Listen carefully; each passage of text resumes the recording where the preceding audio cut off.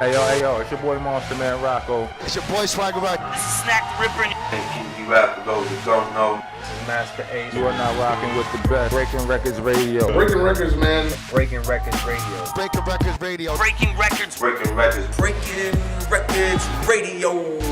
Let's go. Breaking Records Radio. Press 5 now. How you check Breaking Records Radio. Breaking Records, man. Radio is like the place to be. I don't fuck strange music, dude. Hey, what's good, G? Yo, what's good? How you doing, man? I'm chilling. Fucking Pat Stay Gay Pride.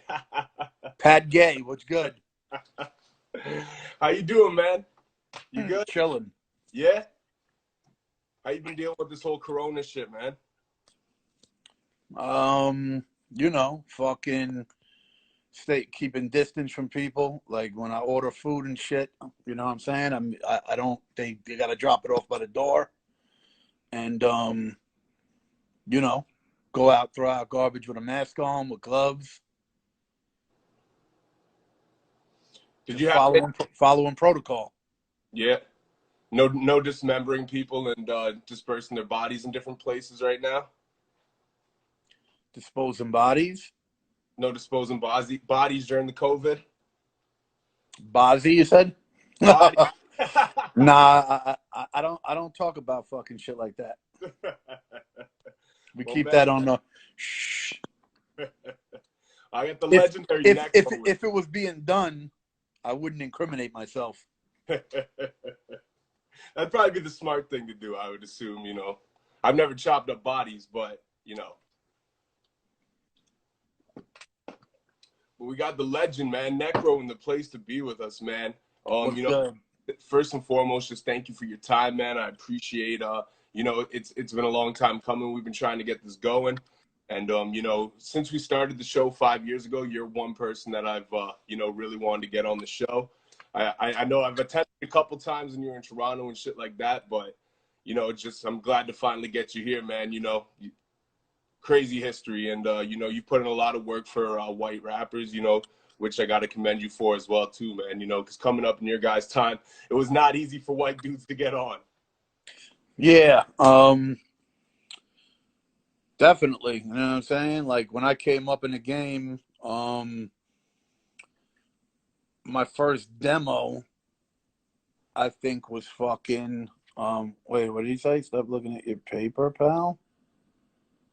I don't know what that means, Pat. He's shooting Pat's a not making Pat's trying to throw. Pat thinks we're on stage doing a battle, throwing like a weird subliminal. I don't understand that one, brother. I'm doing the Mad Child right now. I don't get that one, brother.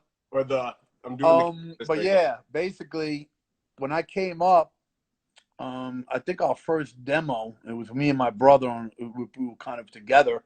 We didn't do separate demos. Our first demo is called Check Out the Demo, actually. We called it Check Out the Demo. Why did we call it that? Check Out the Demo. I think a sample had that on the sample. Check out the demo. Check out the demo. Yeah, we sampled that. I'm pretty sure we didn't say it. And I think it was from a Russian record. And because a lot of Russian records we would find in the projects would be in the garbage. And some of the first vinyl I collected was Russian families throwing out their vinyl. No shit. Yeah, and there always would be ill breaks. And I knew back then nobody was fucking using Russian breaks. Yeah. Very rare. You know what I'm saying? Because a lot of people didn't have access to Russian records. And so that was ill in itself. That like bugged me out. Like I was like, oh fuck. So that kind of made me be more intrigued to all kind of fucking breaks from all kind of countries and shit. Like I wanted to find out everything. You know what I mean? But yeah, we sampled Check Out the Demo. Check Out the Demo.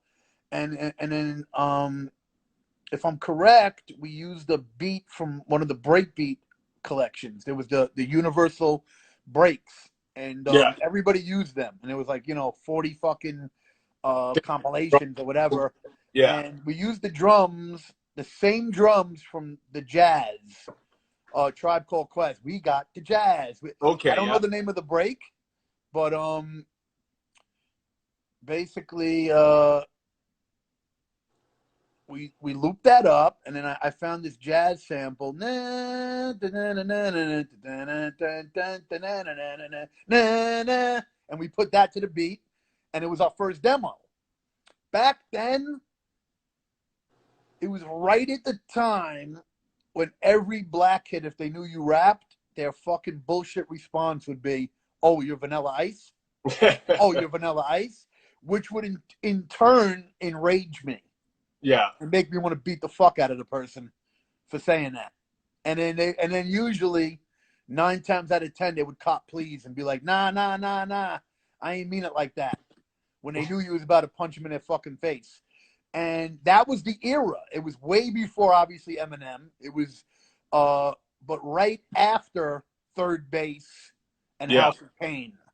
But Vanilla Ice blew up so much bigger than all those guys. And so, like, the Cousines, which was kind of like, if you were kind of like, how do I describe a Guido or a Cousine? If you were from a white neighborhood, you dressed like what you would call Guidos and Cousines, and there would be a lot of Jewish and Irish involved there. They were all fucking with Vanilla Ice. They're driving through the streets with their fucking 5.0. Everyone was fucking with that if you were like a corny white boy. You might have been a rugged white boy that could fuck someone up. It doesn't mean you weren't hardcore, but your culture-wise, you were corny as fuck. That was a smash Jersey Shore, probably. It was very Jersey Shore, kind of, before Jersey Shore. Yeah. So, but didn't mean you were a pussy. You could have been a rugged white kid, giving beatings to whoever, but your culture and your style wasn't like black hip hop. Yeah. We were black hip hop because we grew up in the projects. We didn't grow up in that area. So when I would go into the white neighborhoods, they would hate on me. Yeah. And try to talk down like as if I was like there was something wrong with me for living in a black neighborhood. Oh, you live in the projects? That was like, I was considered like a bum, poor to those white kids. They didn't like me. Yeah. You know what I'm saying? I would get into fights with them and shit. You know, even though I was a metalhead in the projects first. You know what I mean? Like, I was being brainwashed by hip-hop, but when I was like 12, 11, 10, I had hair down in my ass. I looked like I was James Hetfield. Yeah. You know what I'm saying? Or Kirk Hammett or Tom Araya from Slayer. I used to wear the MC leather jacket. I had the tight fucking jeans and the big fucking sneakers. That was the metalhead look.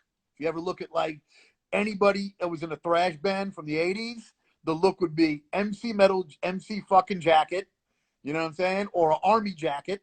That was like the fucking attire for a metalhead. You either had a green army jacket or a fucking black MC leather Fonzie jacket, hair down to your fucking ass to the point where like your hair crazy long.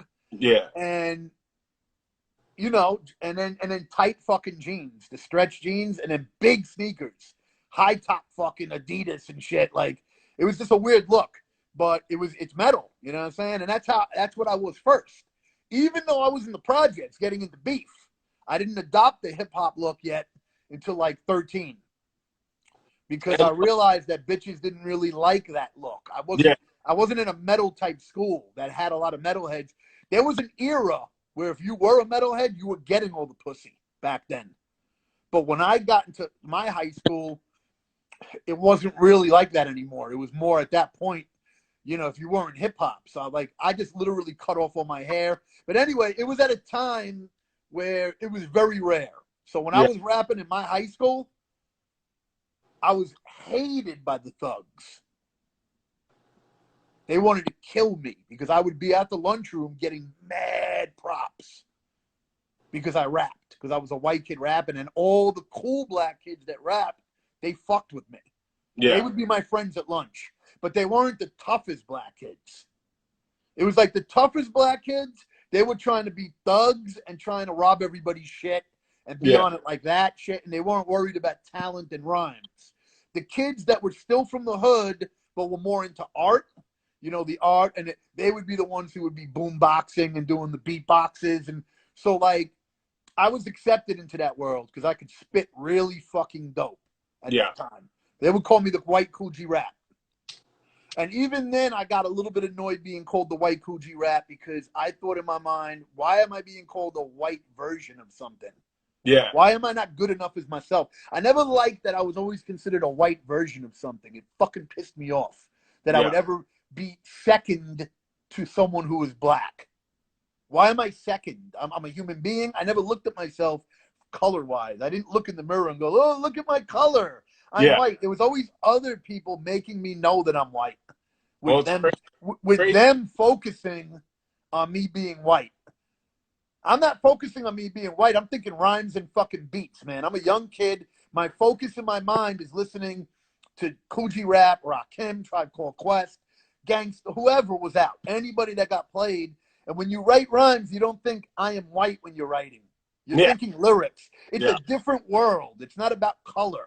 It's about art, beats, flow, lyrics. And that was my world from a very, very young age. Even when I was a metalhead, I started writing rhymes at 12 or 11.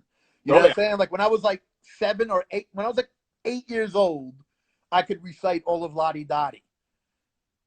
So like in front of everybody, that would be my way of being like, you know, how you be the class clown or somebody. Yeah.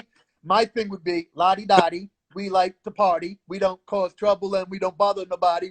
And just the fact that I knew the whole rhyme, everyone would laugh and it would be cool. And, you know, that was just one of those things that appealed to kids. If you look at that rhyme, it wasn't too adult. It was kind of kiddie in a way. It was almost like a nursery rhyme for kids. I was gonna say, probably one of the first rhymes that most people, you know, especially like from the older generation, it's probably one of the first rap songs most kids learn. That and probably Rapper's Delight.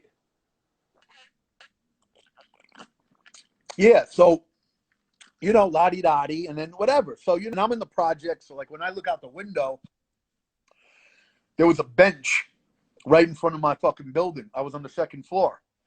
And, you know, there would always be black kids with boombox. So, like, I could look out my window, and there would be black kids dressed the way that we see in the 80s, Gazelles, Adidas, and they would have the boombox, and I would hear, you know, it's like a jungle sometimes. It make me wonder what like going under. I would go to sleep hearing 80s hip-hop being played out my project window building. Yeah. So it kind of serenaded me as a little kid to end up being hip-hop. I was kind of being marinated mentally at a very young age in that. And what was crazy about my projects is... Was that when were you living in Canarsie at that time, or was that... Canarsy's later. I grew up I moved into the projects at 6. Okay. So I lived in the projects for a good 7, 8 years or whatever. So my whole childhood was raised in the projects till basically learn shit. By the time I went to Canarsie, I wasn't really learning anything.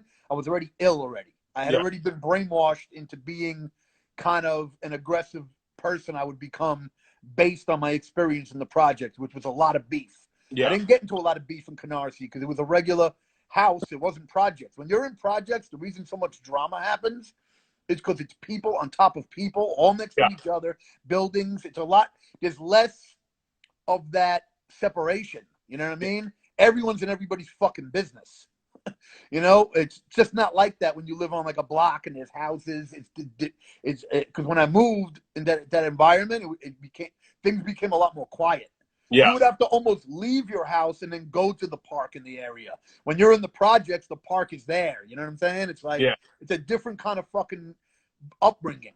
You got to walk the park to get to your fucking front door to walk. Not only that, I didn't have, you know, half a projects of blacks living with me that I'm interacting like the projects. When you moved into Canarsie, it was more white at that point. So, you know, like it was forced to interact with other cultures in the projects from a very young age. My best friends as a little kid were black kids. Yeah. You know what I'm saying? Like, and it was no racism, not amongst us as the kids. We liked each other. We were all playing G.I. Joe. You know what G.I. Joe is? Oh, yeah. Oh, yeah. We were all playing G.I. Joe. We didn't give a fuck. You're black, I'm white. You're Jewish, you're not. Yeah. It was like, what G.I. Joe you got? Oh, I got Destro. I got Snake Eyes. You know what I'm saying? Like when you're a little kid, it's about what G.I. Joe you got and what Transformers you got. Yeah. It's not about fucking black and white. We get taught that bullshit by the parents and in society, and all their anger gets forced onto the fucking kids. But if they just let kids grow up as kids we would all play with each other and not be racist. Facts. So, the crazy thing about the projects is I would look out the window and there'd be black kids, and I'm getting influenced by them. And then in a project building 40 feet away on the 6th floor, you would hear this other dude who's a straight metalhead, long blonde fucking hair, everything, destroying his drums. Because that's the projects was sick, bro. It was literally like metal and hip hop projects. Glenwood projects was half black, half white. Anyone that was white was probably into either the Scorpions, Metallica, Motley Crue, fucking just all the metal of the 80s, and all the blacks were into all the hip hop of the 80s. So if you came out of my projects, you were going to be influenced by metal and hip hop. Yeah. Bottom fucking line. That was going to brainwash you. You know what I mean? And you know, that shit fucking influenced me heavy, bro. I would be in the projects in my room, and I'd be blasting the Cliff Burton fucking instrumental, Anesthesia Pulling Teeth from Kill 'Em All, out the window, wanting people to hear, even the black kids. Like, yo, check this out. Whoever walked by, like, I'm trying to brainwash motherfuckers, you know, into Cliff Burton. Like, so yeah, man, you know, definitely at that time there was no white kids, and it was very difficult. And, you know, I just remember it being hard, man, for us to get signed, man, constantly getting rejected, man. Like, we want to, like I'm at the point now, I don't go to industry parties because I don't care. First of all, I don't want anybody on my dick, and I don't want to act like I'm on anybody's dick. So I'm not going to go somewhere looking for people to praise me, and then I'm not the type that's looking to have people praise me. Like, my praise is when I look at Spotify and see I got them numbers. Yeah. My praise is not having people run up on me, yo, Necro, yo, fucks with you. That's cool if it happens, if I happen to be somewhere. But I don't look for that. I don't need that because I'm aware that that ain't shit to me. What matters is, are people streaming me in 70 countries? Yeah. So for a long time, I was not an industry type of dude. But at the beginning, we were mad industry. We went everywhere. I was at every showcase. I was at every fucking nightclub. Everywhere everybody would be. And, bro, we got fronted on by everybody. And here's the thing. Everyone would say we were nice to our face. Oh, y'all are dope, yo. Oh, y'all are ill. But then when it came to helping, we couldn't get nobody to sign us. Or here's what's crazy. During that time, literally, the same year we made the first demo, we read Donald Passman's book, Everything You Need to Know About the Music Industry. Oh, yeah. Which is a classic staple in the music industry. Yeah. If you read that book, it's going to fuck you up. The reason it's going to fuck you up is you're going to become too fucking smart. Because now you're going to check anyone that gives you a contract. You're going to be super anal about, oh, you're trying to fuck me. Oh, you're trying to. The thing in the industry that I learned later in life is we probably turned down many deals that could have made us popular because we read that book, and that book made us check everyone, and everyone was fucking everyone back then. Yeah. I don't care who you are. If you got signed in 90, 91, 92, 93, your deal is, you're fucked. First of all, you don't own the masters now. Yeah. Guaranteed. Anyone who dropped from fucking 88 to 89 to 94 or more, you don't own your masters. Yeah. The only time people started owning their masters is probably when Master P came out. Yeah. Around that time, and people really, really, really started learning, which is the school I come from. I come from the Master P school. So Master P kind of taught me. I learned through his interviews and studying him. And then that made me study everybody. I studied Cash Money and Baby. I even studied Suge Knight and Puffy. Yeah. Those guys were the first ones to do it, but they did it major label. Yeah. But there wouldn't be Master P without Suge Knight and Puffy and those type of guys. So back then, that book, we thought, oh, you know, this book is making us smart so we don't get fucked. But essentially, anytime someone wanted to fuck us, we wouldn't do the deal. Yeah, yeah. You know, and because a lot of deals were whack. There'd be dudes that wanted to sign motherfuckers and, oh, here's a $20,000 advance. And then they would own the masters. And, you know, back then, a hood dude that might be very poor, he would take. Not that we had money, I was broke. I didn't have fucking shit back then.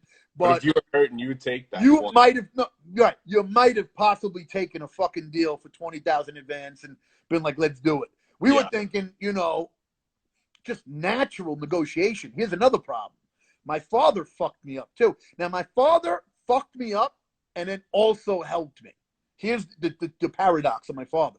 My father is an Israeli Jew, okay? And back then, he always ran warehouses and clothing companies. Israelis are very notorious for running clothing businesses all over the world, and especially in New York City. So if there was a store and it was selling all the stuff that every black kid would buy and Puerto Rican kid would buy, and you went to that store, there was always an Israeli running the shit.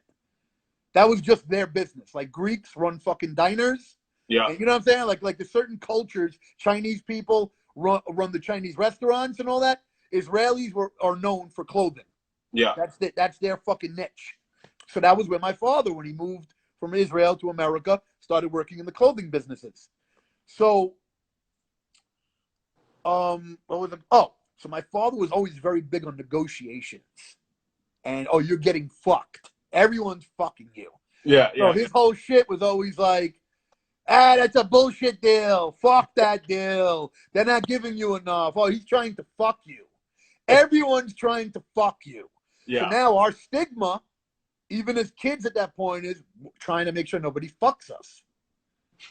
So it could have been a deal that could have put me on fucking TV maybe, but the contract probably looked like it was fucking us. Yeah. So we wouldn't do it. You understand? Now here's the flip side of that, of my father training me like that. It made me really fucking ill when it comes to being necro independent. Yeah. Because I ended up just giving up on trying to even get signed and doing everything myself. And once I started doing everything myself, I became a fucking beast, because now I'm super on fucking point and I negotiate deals. And if I'm talking with a promoter, I'm going to get 2,000 more from him guaranteed, because I know how to negotiate now. Because there's a saying, you only get what you negotiate. Yeah, yeah. And I know so many people that will just take anything from anybody because they feel so honored that somebody's interested. Yeah. I'll be like, nah, I don't give a fuck if you're interested or not. I'm going to negotiate. Just to show you how sick I am, I'll just give you one example, and then you can keep it moving to the next question. When I did a $500,000 deal with Johnny Phillips from Selector Hits, who's the nephew of the guy that signed Elvis, and he put out all the Masterpiece shit in Tennessee and all the 3-6 Mafia, I did a deal with him. Yeah, he did all their independent shit, eh? Yeah, he did all this shit. Wow. And I signed a deal with him for a couple of years, and he had to match everything I put up. So every time I put up 50 G's, so I would make the master, I would record it, I would pay for the studio, I would, you know what I'm saying? I would give the artist an advance. I would basically deliver a master. He would put up the money, the other 50 to promote it. Wow. And we did a deal for like 12 albums. So that was a $500,000 deal on paper independently in 2004. And I pushed him to the limit on the deal. And I remember him saying to me, he's like, wow, you just keep negotiating, Necro. He goes, usually I'll tell somebody to go fuck themselves at this point. But he goes, I kind of respect the fact that you just keep going. Yeah. Because in my mind, I knew there was that little thin line right before it's totally going to be blown that I could be like, okay. Yeah. So I push people to the fucking ledge in negotiations. Because here's the thing. It's like women. If you let the chick know you don't give a fuck if she walks, she's more into you. But if you make it seem like, I can't deal without you. She'll treat you like a fucking sucker. It's only when you're willing to be like, you know something? I got love for you, but I don't like the way you're fucking talking to me. Go fuck yourself. What do you mean? What did I do? Da, da, da. No matter how hot she is, the whole game changes. Yeah. So basically, I learned in negotiating that I get the best deals when I'm willing to let them fucking die. When you're not willing to and you're desperate, people get you and you get fucked. Yeah. When you don't give a shit about nobody except your goals and what you're about, people are more willing to bend to get it. And then you find out who really wants to fuck with you and who doesn't. Yeah. Especially a chick. Because you'll find out if a chick really does like what you're about, or if she was just being cool for a little bit. Because if she's quick to be like, fuck you then she wasn't really feeling you like on that level. Yeah. But if she starts copping a little bit, please, like, no, what did I do wrong? At least you know she actually does like me. You know what I mean? Same thing with a deal. You learn in that deal if a person really wants to fuck with you or not. And if they don't want to fuck with you, a lot of times it's not really going to work out that well. It doesn't work out that well. The best deals and things I've done is when people really give a fuck. A lot of times as Necro, I could reach out to 100 people that don't really know me, or maybe they know me, but they probably don't like me because I'm polarizing. For whatever reason, they don't like me. Yeah. And nothing will happen. But when I get reached out to by somebody, that's when all the best deals happen because they like me already. So they're approaching me in their mind, wishing I fuck with them. Yo, let me reach out to Necro. Let's see if Necro will fuck with me. And then when I'm about business, I might negotiate hard. The deal happens because there was that energy from them. But if it's an energy where you're reaching out to someone who might even already think in their head, oh, I don't like what he's about. He's this, he's that. They usually front like you're nobody. Yeah. So I don't sweat people, basically. It's not my nature. I mean, I do occasionally reach out. I take my chance because you always have to play the game. In general, women, you have to kind of reach out to them. You know what I mean? Like you might have a lot of groupies that'll holler at you, but as a man, the way society is, you do need to approach women. Yeah. So I do approach women. If a woman is a type that I'm attracted to, I'll approach her. But if I don't get a reaction that I want, which is a reaction of mutual respect, then you're out. Exactly. And I'll let them know they can go fuck themselves. You know what I mean? Like not always, but I'm saying if the interaction don't go the way it goes, I'll turn it into a different kind of interaction. Yeah. It might be a friendly, nice interaction. I want to fuck with you interaction.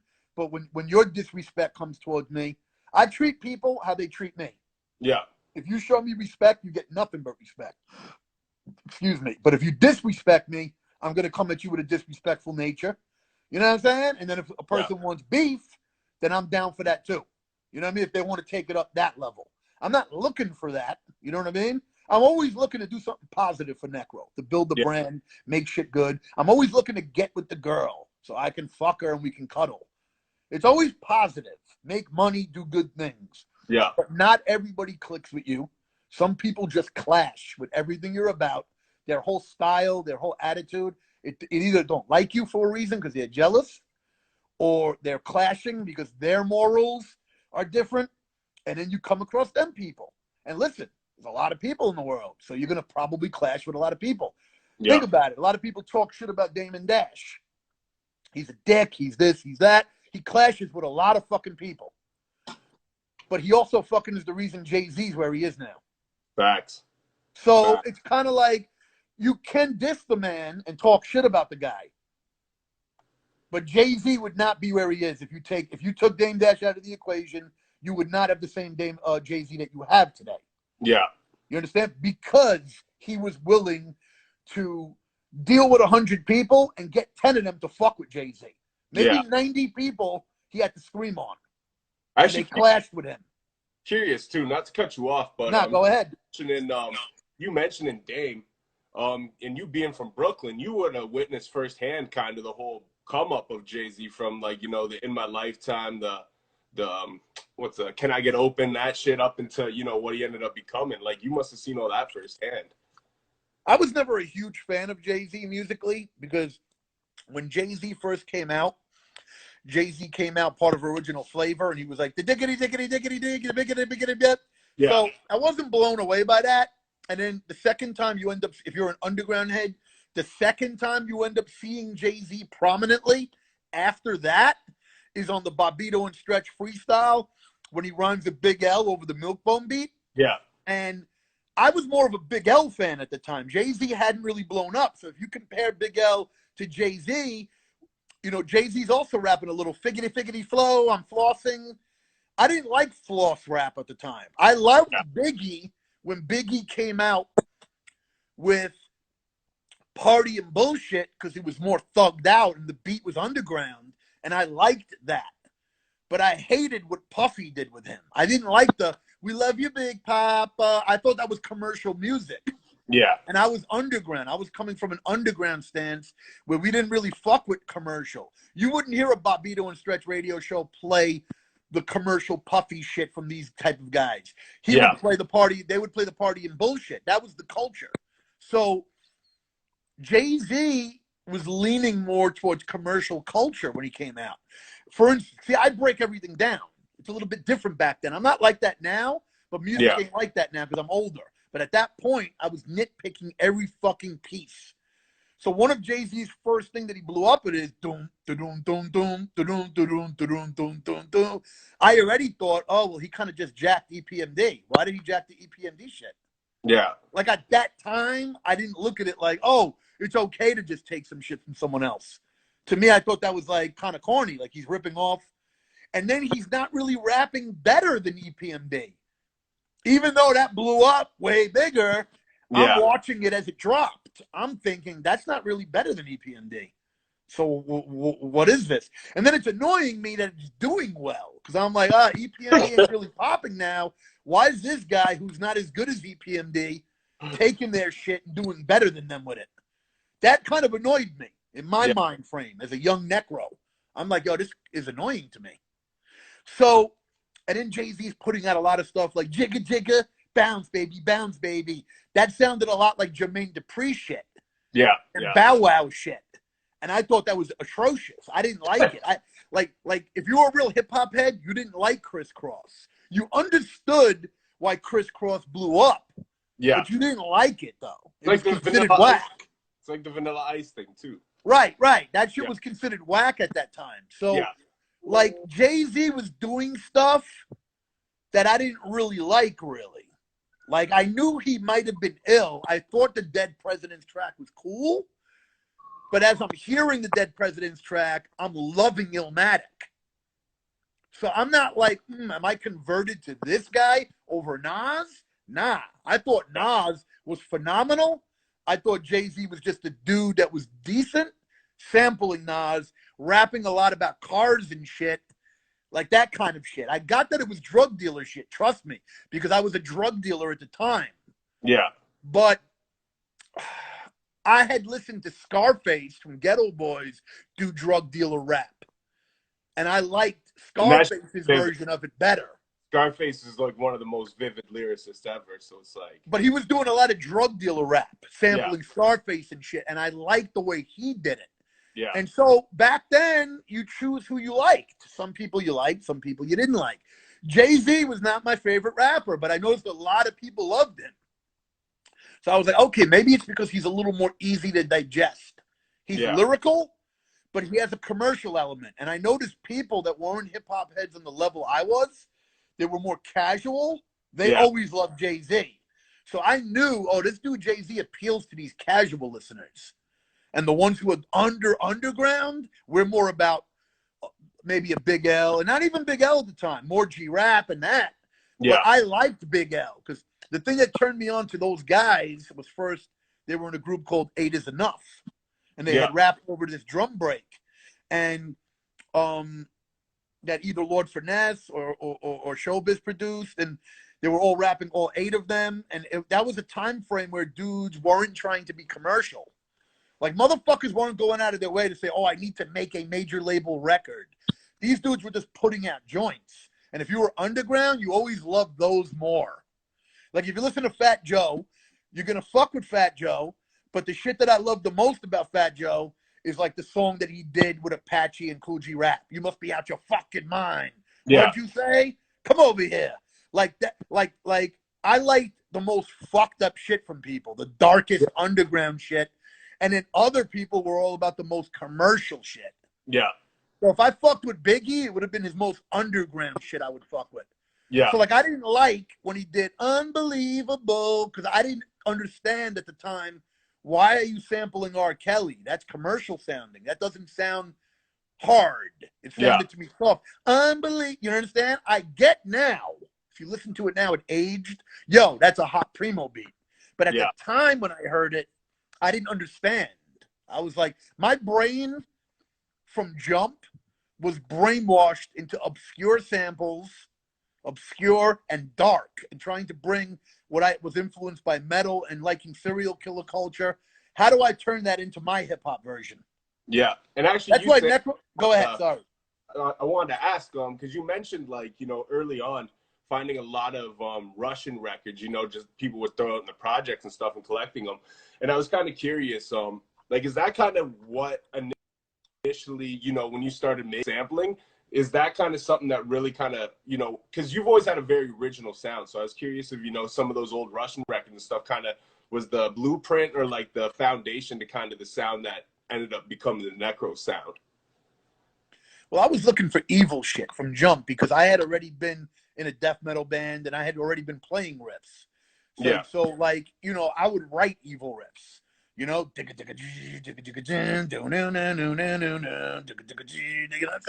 I was writing that on guitars.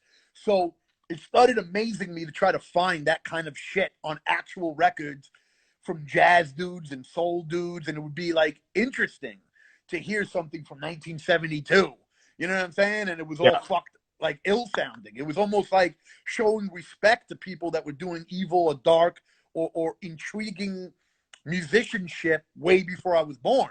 Yeah. And then, you know, you get into the culture of records. It's interesting. You're digging for them. You know, you're discovering cool breaks. And then, you know, you're adding them with drums. And it's like this whole fucking, like, it became like arts and crafts of music almost. You know what I'm saying? And it just felt good. You not only do you get a good feeling looking for the records, you get a good feeling making the records. Then you get another good feeling playing them for people and seeing the people around you go, oh shit. It was almost like this endorphin you get on all different levels. Almost better than sex, because when you're with a chick, you're getting the one nut or whatever, and it's cool. But the music thing, and I think this is why anybody did music on the level we do it, because you would almost get the same thing you would get from sex. You're getting it when you go out digging for records. You're getting it when you think you have something that might be good. You're getting it when you listen. And then when you find something, then you hook it up. Then the reaction from people. Then when you start getting props of actually releasing shit and now fans are fucking with you. Yo, you're dope, yo. Like you're getting hit off with endorphins, like fucking from every angle of doing the music shit. It's crazy. Yeah. You know what I mean? More than you even get from fucking a bitch. Yeah. That's why a lot of people probably agree with me and feel like music would be their first wife. Yeah. You might fuck with a lot of chicks, but music never kind of let you down. Yeah, exactly. You can deal with females and it might front on you here and there because you don't got money. And you know what I'm saying? Like the ones you might want might front on you because you're not this or that. But the music never fronted on you. And if you made it good, you got crazy respect and you felt really good from it. You know what I'm saying? And then people you would around you would get pleasure from it. Everyone's getting pleasure from it. So, you know, that's where it kind of started. You know what I mean? And then like, you know, Russian records were an example of one thing. I don't know if it was the first thing I've ever fucked with, but it was in that time frame. You know what I mean? I just use that as a mention. You know, but you know, then I got heavy into movie soundtracks, and then I got heavy into literally VHS tapes. Because back then, the stuff on VHS tapes weren't available like now, where everybody put everything online. So you would catch a break on a movie that you would never have access to that vinyl. So just that fucking Italian fucking gangster movie from '72, they're using a break from something, unless it's an original soundtrack. Yeah. So I would find so much shit that no one would use. There would be so much shit that RZA's never going to use, that Primo's never going to use, that Dre's never going to use, that I'm just like, wow, there's so many. And here's the thing. The stuff they're not going to use, it's because it doesn't fit their personality or what they're looking for at that month in that year. Yeah. Where I might be looking for something that is butcher knife, the equivalent of a butcher knife. Dre might be looking for the equivalent of a fucking lowrider driving down the street and shooting someone. That's what he's thinking at that moment. And Gangstar might be thinking, you know, hanging out on the block in the middle of Brownsville. I might be thinking about what I'm thinking about. Oh, I just got into beef and just came back from downtown court in downtown Brooklyn because I got into a beef at Flatbush Junction, and this is my life. What musically is going to match what I'm going through right now? And I'm going to look for those kind of samples. And then Havoc is going to look for his dark shit that he's growing up in Queensbridge. Then you got a dude like Q-Tip, who you a lot of times he uses a lot of what I would call kind of xylophone beats, vibes beats with those instruments. Yeah. Because maybe he's feeling less angry, but he's still feeling flavor, and he's still feeling musicianship, and he's still in the hood, but he's not in the aggressive part. So he's going to look for different spectrums of music. And a lot of times the native tongue sound was a little bit less evil. Yeah. You know what I'm saying? And so depending on how you grow up, it's going to depend on the music you fuck with. You know what I mean? And I grew up with a lot of abuse, people trying to put me down, me having to show improve, me getting violent. You know what I'm saying? Me fucking dealing with a lot of violence, evil father. You know, and so my therapeutic release was going to be evil shit, darker shit. That made me feel good. Yeah. And I think that, you know, that's one thing too. I think, like your production, like, has always been top notch, man. Like, actually, it's crazy, you know, even just like before this interview today, going back and listening to some of your old music, like Poetry in the Streets is one of the first beats I ever rapped on. It might be the second. And that's a Russian record. Was it? Yep. Wow, crazy. That's a Russian children's sample from a children's record. Wow. And the crazy thing about that is I'm rapping straight Faces of Death on it, which was designed because I said this beat, there's something interesting about it. I'm going to make it. I knew it was good. And I was like, this is something people will like. Like they're going to like it because it kind of, it's not nice sounding, but it's not unfriendly, but it's something landscaping about it. And I'm going to rap straight Faces of Death on it. And a lot of people were drawn to that track because of such murderous lyrics over such a beautiful piano type beat. You know what I'm saying? And so, you know, that was experimenting. That was me. You know, I found the break. You know, I had the record on vinyl, and you know, I made the beat. I would experiment a lot. I would try different things. I wouldn't try to make everything evil. Yeah, it would be about something sounded interesting to me. Let me see how it's going to work out. Then I marinate on it. Sometimes beats make you want to rhyme 3 months later. Yeah. You know? And, you know, that was just an example of a record that I got. And it ended up being liked by a lot of people. Well, and that's like, even with what you just said, too, about, like, you know, not always trying to make dark beats and stuff. Like, that's one thing I really liked about, you know, the early stuff because, well, not just the early stuff, because you still do it now, but I mean, like, you know, like when I discovered your music, it was just like something I'd never heard before. You know what I mean? I was always a fan of horror movies and stuff growing up. So it was like, finally, I was like, whoa, there's like music that fits that soundtrack to me. You know what I mean? So I really started getting into it. But that's one thing I loved was the production. And like, you know, you had joints too, like Scalpel with Gory Days. Those are two of my favorite songs of yours. And they're more upbeat. They're more happy sounding. But one of them, Days, you might get stabbed. You know what's crazy about those two beats? Scalpel's taken from a blues record, black artist, black blues record, straight up like an album of just blues from the 70s. I'm not going to mention the name of the artist. And Gory Days is taken from a straight Asian record. Oh, really? Like a Taiwanese record. Both those records I got from WKCR Bobbito and Stretch's show up at the WKCR when I would go up there to rhyme and Stretch Armstrong. So when you would walk in to get to the booth where they are at, you had to go in like here, then there, then there, and then there. So you had to do like 4 different walks, and there'd be vinyl on all the walls. Yeah. All vinyl that the different radio shows would play. So there'd be a blues show. I guess there was an Asian show. I never knew that.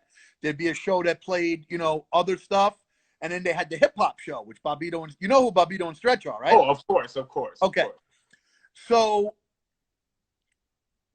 I didn't want to just straight steal shit. Like, you know, so I asked Stretch, yo, can I borrow some of them records? And Stretch on a couple of times said, yeah, I could borrow records. Now, bro, I would literally bring fucking duffel bags, bro. Huge duffel bags and put like 500 records in the duffel bags. Stretch didn't know. Stretch said to me, do not let Bobbito know. Because Bobbito will not be down with it. He'll be like, fuck that. Bobbito didn't like me that much. He wasn't a fan of me. Yeah, he wasn't a huge fan of Necro style musically or whatever. He liked my beats, but Stretch fucked with me. Stretch didn't love me either, but Stretch fucked with me as a person. You know what I mean? I had a very pushy personality to push my brand. Yeah. You know what I mean? So a lot of people fucked with me because obviously I wasn't whack, but like if you wouldn't tell me I was whack because there'd be beef. I'm gonna fucking see you and I'm gonna set it on you with my fists. So nobody ever would tell me to my grill I was whack.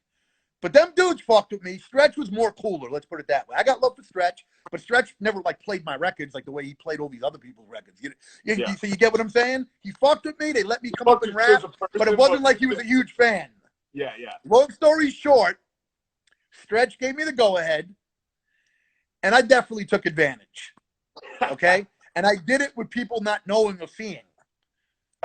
So I took, I probably took like 3,000 records from WKCR. Okay, so I had major amounts of rare Asian 70s records. That's crazy. Okay, so Black Helicopters is taken from WKCR. No shit. Black Helicopters is from an Asian record that Stretch Armstrong let me take. Without him obviously he didn't know what I was taking. Here's the thing. Those dudes were all sleeping on all the vinyl. That's also part of me being groundbreaking. Back then, nobody was sampling these fucking records, bro.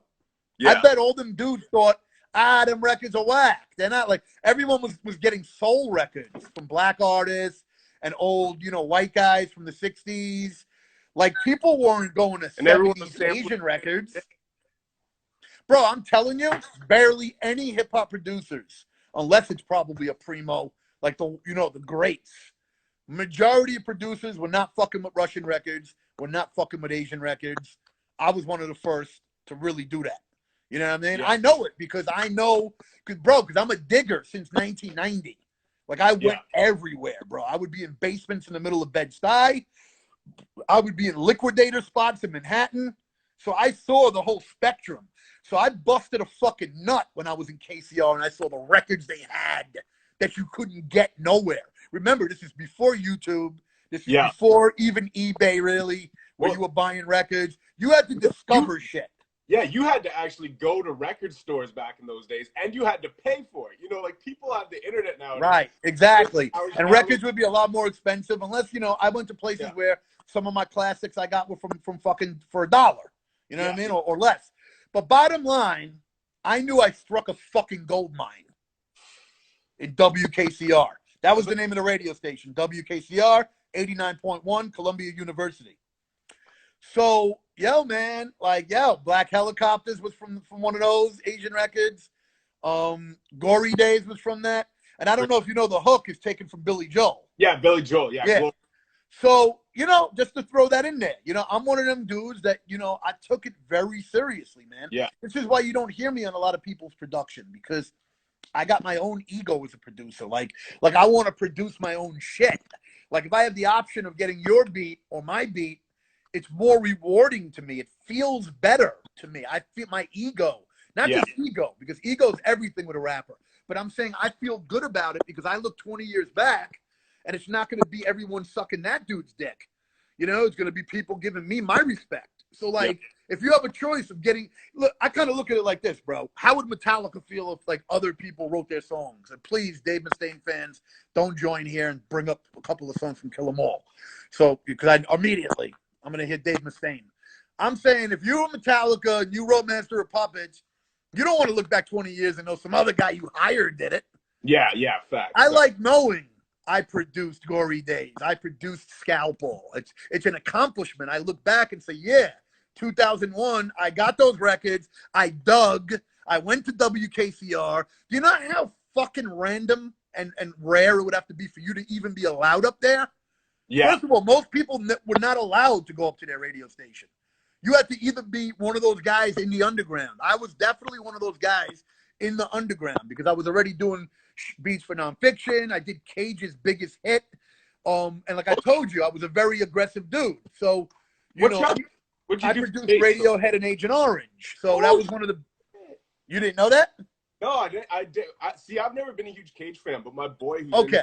in That was one of the biggest records on the underground at that time. Yeah. In that year, everyone was on dude's dick for those records. Yeah. And I ended up getting a lot of people on my dick because of it. And when I say on my dick, let me rephrase. I'm just using that as slang. I'm saying people liked what we were doing. On my dick might come across as if I'm saying they're below. I don't mean it condescendingly. I'm saying people were fucking with us heavy. Yeah. You know what I'm saying? Our name was ringing bells if you didn't know who we were. Because we were getting major play. If you got play on that show, remember, this is before the internet, really. This is before YouTube. This is before even Funk Flex and Hot 97 and like all of that shit. You know what I'm saying? Like the first appearance of Wu-Tang, the first appearance of Nas, the first appearance of Big L, first appearance of Jay-Z. It's all on Stretch Armstrong and Bobbito show. So to even be allowed up there, and then for me to be such a schemer in a good way, because it wasn't a schemer in a bad way.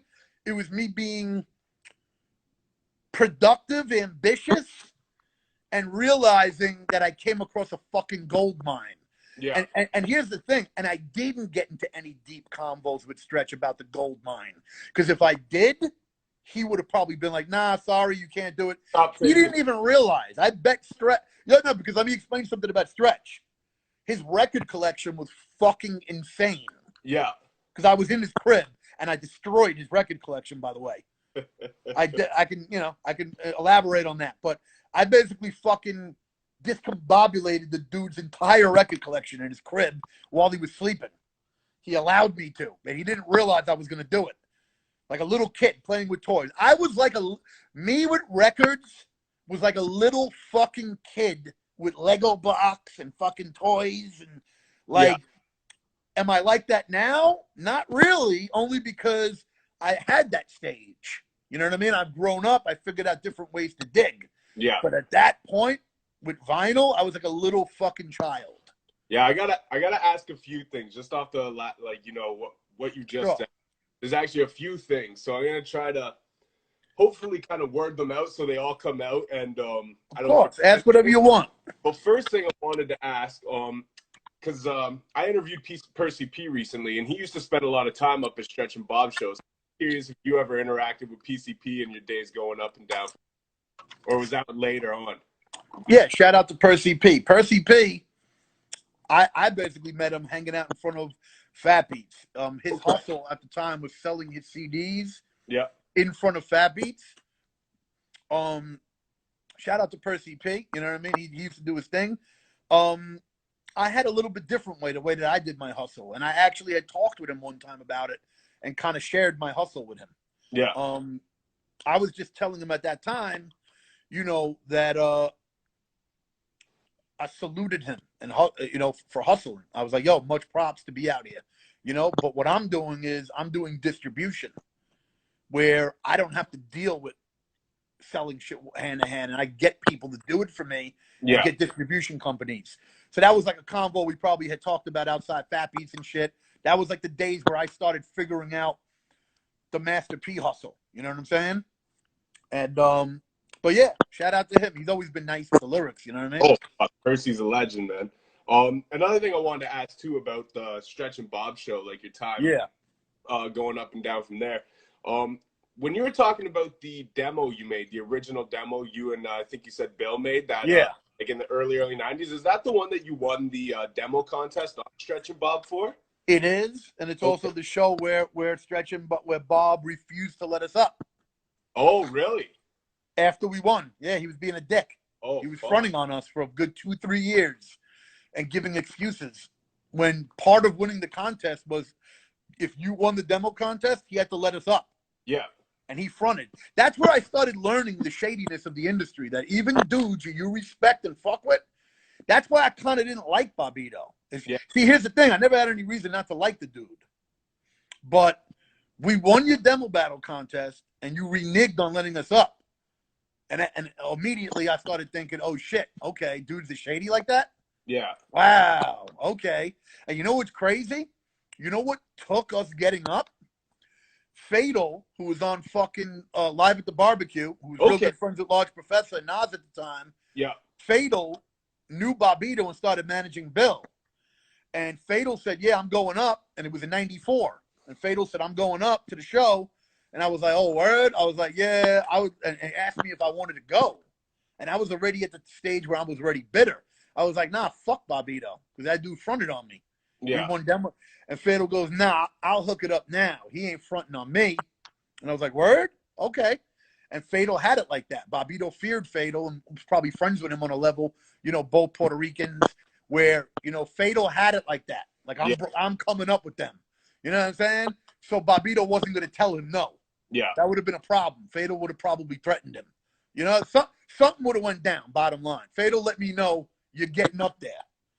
But I had it in my head like, yo, this dude dissed me. Listen, I loved the show and listened to it because I was all about the music. Yeah. So I wasn't going to be like, oh, fuck the show. I rocked the show. Religiously, you rocked it. But I had this inner bitterness of like, yo, you fucking played us like a dick. You were an asshole about that. So that wasn't cool. So when I went up there, I definitely was not friendly with Bobbito, really. And Bobbito and them probably felt the energy. And this is when I went up, and I'm necrophiliac, 1990 gore, necrophiliac. And listen, Bobbito loved it. Because he was probably like, wow, this dude, I've never had anybody come up here rapping with a death metal voice. Psycho. And I was saying some crazy shit that a lot of the other listeners didn't say. Like, then I go to a bordello, open up the mouth of each bitch and piss and dismiss the liquid that's yellow. And that shit that Bobbito liked. He liked when Kool Keith and certain rappers would say perverted shit. Yeah. And I'm kind of saying perverted shit in that rhyme. Stick 2 hooks through your fucking tits. Oh, my first line is my castration hand is steady, so bitch, are you ready to get your dick chopped off with a machete? So they're just bugging out. And that did a lot for me. That helped me. Like, I remember a lot of people over the years, their first time hearing me was that. Oh, word. Now, listen, I hold no issues with Bobbito now. But when you talk history, I'm just going to tell you the truth. Yeah. Like, Bobbito, much love to you. You know what I mean? I'm just saying, I ended up appreciating Bob later in life more for the fact that I was even one of the few people that would get allowed up there. Because in reality, a lot of people were rejected. Because if everybody was up there, then the show wouldn't be as legendary. Only certain people ended up really being able to come up and spit over that, 10 years or 8 years. So I ended up appreciating what they did in my mind. But remember, when you're hungry at the beginning and anyone rejects you, you end up holding a grudge. Like, oh, you know that? I won the demo battle contest. You said I couldn't come up? That's fucked up. Yeah. I thought that was crazy. Like, you know what I'm saying? Like I thought I had earned my spot. Apparently I did not. You know what I'm saying? Like, so it just showed me, a demo don't mean shit. I got to take shit further. You know what I mean? Like, once you get rejected for one thing, you need to look at it and be like, okay, that didn't make enough of an impression, I can see. I definitely made an impression in 94 when I went up with Fatal and my brother. Yeah. You know what I'm saying? And then I went up another time in 95 with Search and Bill, which was nonfiction. And this time I dropped the death metal voice because I realized people in hip hop ain't going to be able to handle it. And I'm going to end up losing a lot of fans. Yeah. So I went from going, my castration hand is steady, to, you wouldn't want to fuck, you know what I mean? More a hip hop voice, more of an aggressive, like as if it was my version of a Nas, me using my more real voice. Yeah. And then I rapped only thug shit when I went up that. You know what I'm saying? Because I knew I needed to flip styles. I knew everything couldn't be, evil or what you would call horrorcore. I didn't really call my shit horrorcore.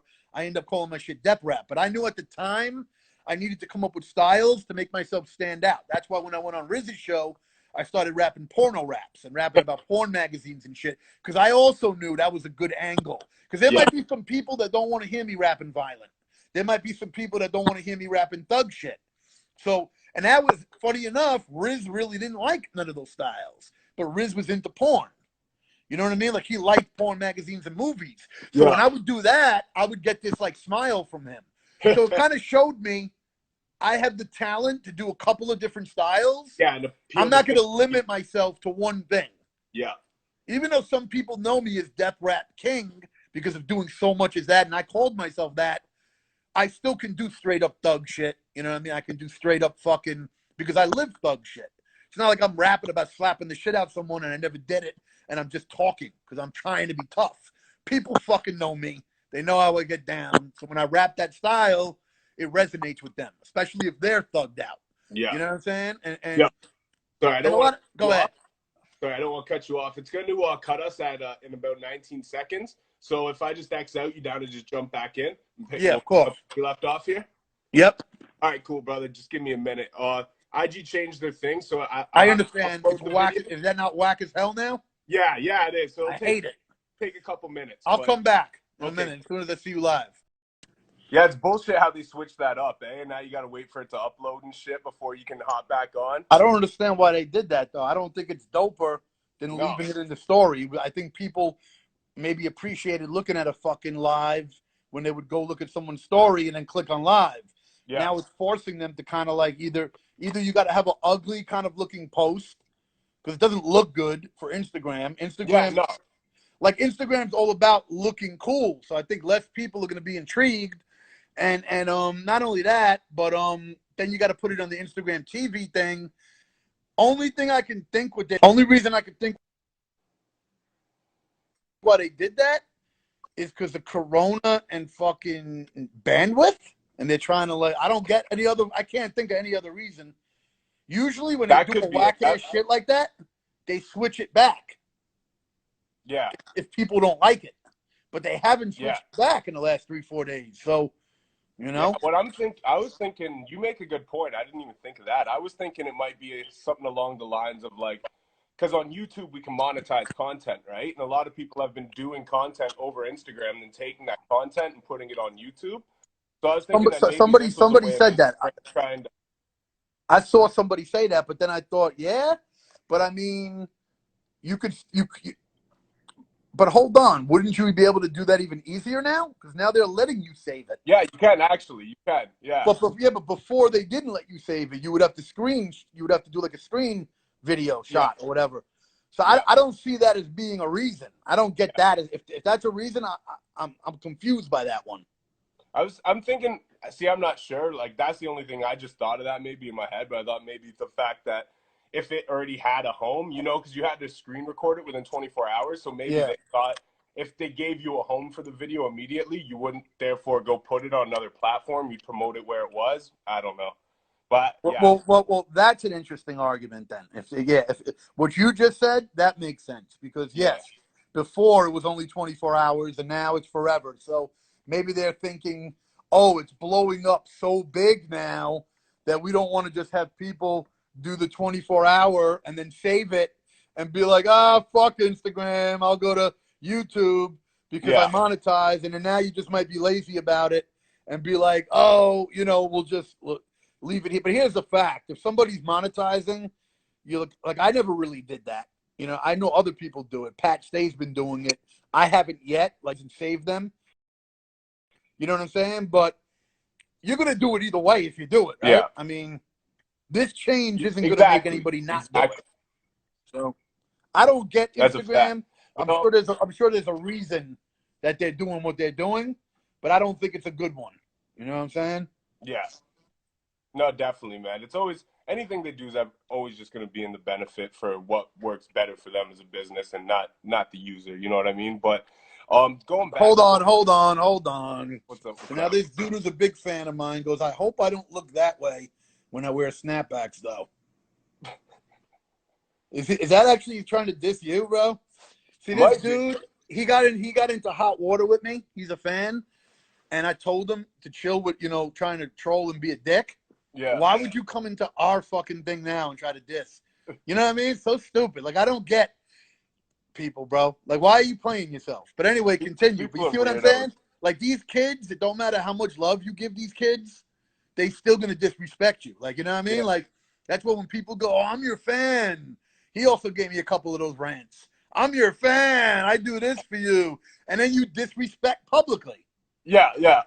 Like, if you're a fan, you don't think, you know what I mean? Like, I don't know. I wouldn't go on fucking Kirk Hammett's live and talk shit about Kirk. I just wouldn't. Yeah, exactly. I don't know. Just, bro, I come up at a different time, man, where when you disrespected people, you can punch. Like, yo, you're going to get punched in your face sometimes. Yeah. Someone's going to see you, and they're going to snuff you. They're going to walk right up to you. Yo, G, we got fucking issues. You know what I'm saying? And these kids nowadays, they don't realize. Like, you know what I mean? And then they wonder when you clap back at them. That's What did the I shit that amazes me. do? That's the shit that amazes me is how much they try to antagonize people, and then once somebody reacts, they're like, "Oh, this guy's a dick. He treats his fans like shit." It's like, what do you mean? You've been fucking you've been calling this shit on for how long? I show so much love to my fans, but one thing I won't do is take shit from any. So if Yeah. any of them talk shit to me, it's like I give it to them brutal. Yeah. And if they want to come back brutal, you know, because what would be brutal? Saying something crazy disrespectful. Then you get blocked. Then I dead you from Necro world. Now you can never fucking be in my world. You won't see what I'm doing. You won't know what I'm doing. Now you're an asshole in your little lonely world. Because at least I do exciting shit. So I'm making shit exciting for y'all. You know, I'm one of them dudes that you could look for. Oh, who's doing something exciting today? Let's peep Necro shit out. Maybe he drops a banging ass track. Excuse me. Maybe he's doing a dope ass live. So then why would you fucking want to lose yourself from being down with that kind of culture just to be a little faggot one day, to be an asshole one fucking day for 1 minute? It don't make sense to me. I don't get the logic. I don't either, man. I think it's a lot of kids that get fucking, you know, don't get no pussy in school. They get chased and pop poured on them a lot and shit. And they come to And that's what that dude is. The dude that mentioned that tried to diss you during our interview when you're showing me love. That dude gets no pussy. Bro, I know him. You know what I mean? There's no other reason. If you're getting vagina, bro, there's no reason for you to be on the internet talking shit to other men. You know what I mean? Like, it don't make no sense. Well, yeah, because probably, you know, I don't fuck them anyway. But yeah, but what we were talking about before, you know, I was thinking about it. Like, yo, I got love for Bobbito, but I'm not going to lie about something as integral as that. You know what I mean? Like, that's like the beginning stages of our career. Yeah. And listen, it's crazy to say, but Bobbito's one of the first dudes that fronted on me and Bill. He ended up showing love later. But yeah, we won the demo battle contest, and he wouldn't let us up. That's great. It's as simple as that, bro. We wanted to go up, and he kept saying, nah, not this week, maybe next week. And he did that for like 2 years. Oh, man. And maybe it's because he thought, like, oh, we got too many options with too many known rappers, and I don't want to deal with these demo rappers. But then don't have the contest. Exactly. You know what I mean? That's don't do that. That's the thing, yeah. So he must have been burnt when he saw I was able to get up there through Fatal. Like, oh, I can't keep this kid away. And he's extra crazy. Because trust me, nobody had rapped on that show like I rapped. Yeah. The shit I did was the most evil, grimy shit ever done on that show up until that point. Yeah. I even called it 1990 gore. You know? Necrophiliac, 1990 gore. I labeled the fucking year. Yeah. Like, yo, like, you know what I'm saying? So, when I came back in 95, it was Necrophiliac, 1990 Knives. And then when I went up to Riz's show, it was Necro fucking in 9666. Oh, shit. The year of triple sixes. That's crazy. That's crazy. Yeah, listen, I did some original shit that got me fans, bro. Back then, you know, it's crazy now because there's so much competition because everybody's a rapper now. So if you got a fan that has to make a choice between Necro and between 5 other rappers, one from his city, one from here, one rapping about being a little pussy, one rapping emo, one rapping about getting slapped up, and then Necro, that kid might be like, I don't know who to deal with. He's from my city. He got slapped up like me. And then this guy's just being crazy. Yeah. You know, but before everyone was allowed, and it took a little bit more of a gatekeeper or more obstacles, everyone would have fucked with my shit because it wasn't available. Everybody. Yeah. Now everyone's available. So what's the stripper girl gonna listen to? Necro or the 5 stripper rappers? Yeah, fact. Which every stripper is a rapper now. Yeah. So that chick is gonna choose the girl who's talking about my punani. Yeah, it costs money. No. Oh, I relate to her. Where I was talking about, you dumb fucking cunt, blow my dick, blah blah blah. And back then, she would have been all about that. She would have been all about hearing the porno lyrics from a man. In 2020, like fuck that dude. Go to my OnlyFans. And so one thing I did want to ask though, going back, because you brought the record up during the Stretch and Bobbito. And when I interviewed Ill Bill years ago, we were talking about like, you know, a bit of your guys' early career and stuff. And he said that the Black Helicopters beat you actually originally gave to Eminem before Nonfiction had it. Okay, so here's the story of Black Helicopters beat. So basically, I made the beat originally for my Asian homie who's Korean, who goes by the name of Ming the Merciless, right? Okay. He was known as Ming in the streets. Real grimy dude. You know, he was part of my crew. You know what I'm saying? We banged out, did a lot of, you know, criminal shit. And he had started writing some rhymes, I think after he got out of jail, prison for a little bit. And he just, you know, he had some shit. They weren't that great, but they were from his perspective. And he was throwing in Asian lines with criminal lines. And okay. And remember, this is 97. So this is there was no Asian rappers. So I'm like, yo, I'm going to be one of the first dudes with an Asian rapper. I'm going to put Ming on. Not only is Ming super gangster, but he's pretty decent with the raps. And he's including Asian things mixed with criminal things. And it sounded catchy. You know, he would rhyme little different things. So I was like, I made him the beat. And that beat, if you listen, dan, dan, dan, dan, dan, dan, dan, dan, dan, dan, dan. It's from an Asian record. It sounds Asian. You know what I mean? It's from an Asian record. So I had all those Asian records from WKCR. So I was like, I'm going to make this dude 100 of them. Not only will I use some for me, but I got actual Asian samples to make for Ming. So I make the beat, and Ming is not really taking rap serious. Ming is more concerned with who he robbed and street props. Like, he didn't have the backbone for investment in rhymes, in hip-hop. It wasn't fast enough money for him. You know, he could go rob somebody or sell something. He said, I just made 1,000. I'm not going to put all this work in to make money eventually with hip-hop. Yeah, he didn't get it, bro. He didn't see the long plan, Not only that, he was super sloppy with it. I brought him in the studio. He just didn't have what it takes to become a rapper, which is why he's not a rapper now. I mean, nobody stopped him. If anything, he could always say, Necro tried. I wanted to make him a rapper. You know what I'm saying? Like, I thought that would have been fresh as hell. I was telling him, yo, you're going to blow up in the Asian community because there's nobody out. Remember, this is before YouTube, where now you got dudes in Cali that are Asian blowing up. You got all these people. There was nobody, bro, except the dude from 2 Live Crew. Yeah. Okay? Oh, maybe Jin was around, you know? I don't even know if Jin would have been around back then. In 97? Right. But point of the matter is, you're from New York, so he might have been. Jin wasn't really respected as gangsta. Yeah. Ming was gangsta. Straight up. Guns, jewels, everything. A very rare Asian dude. Okay?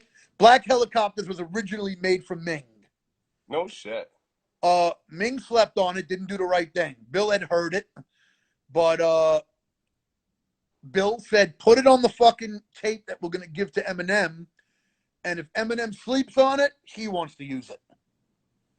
I had met Eminem in 98, right when Dre just signed him, before his ego was totally out of control, but it was still out of control because he was a little weird with me.